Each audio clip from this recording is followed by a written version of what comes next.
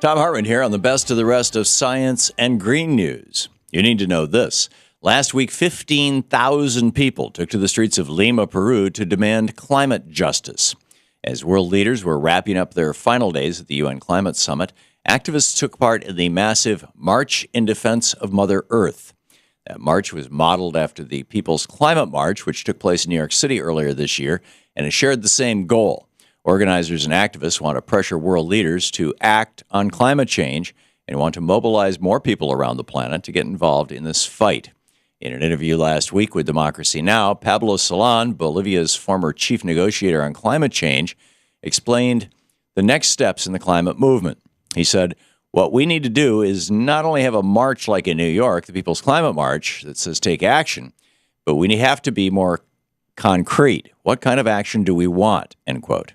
Rather than just calling for climate action, these protesters are demanding an end to fossil fuel extraction, an expansion of renewable energy, and environmental protections that put people ahead of corporate greed.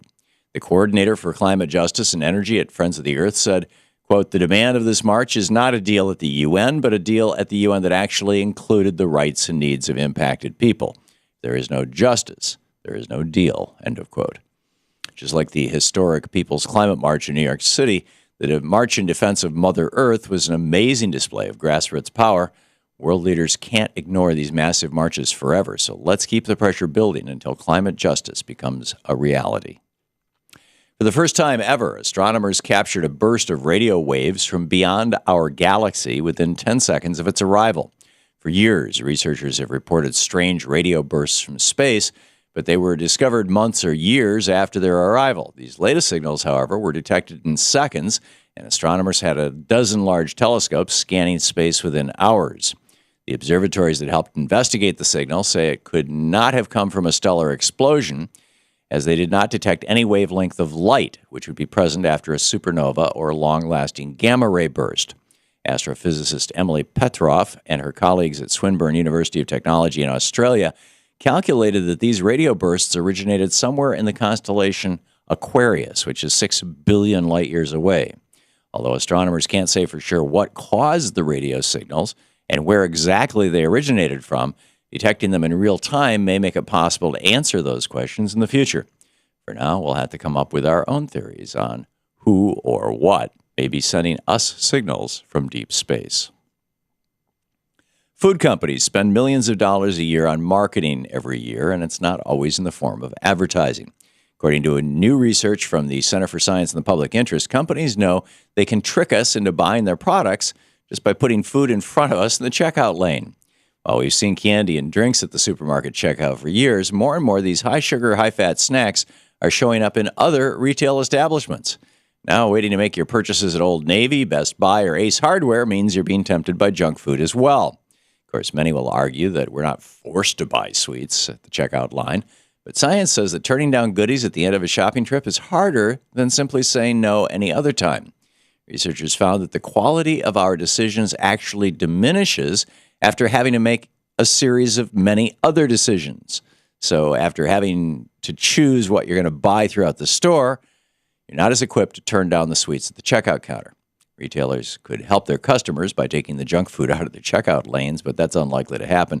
So in the meantime, let's remember that it's corporate manipulation, not hunger, that's tempting you to pick up that checkout lane junk food.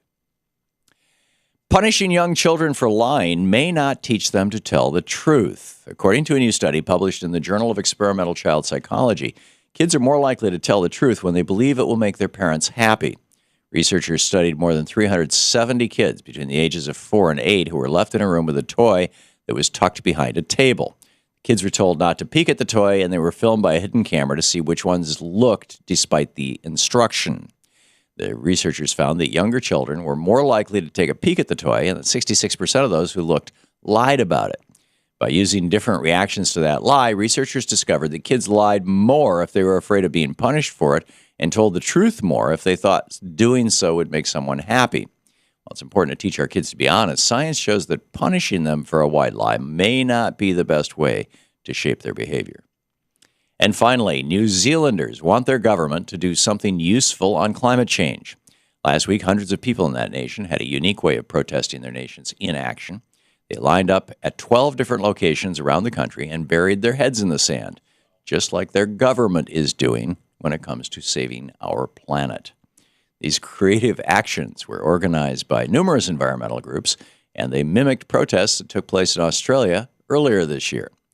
As the need for climate action becomes more and more crucial, organizations and activists are working to mobilize more and more people in ways that are difficult to ignore.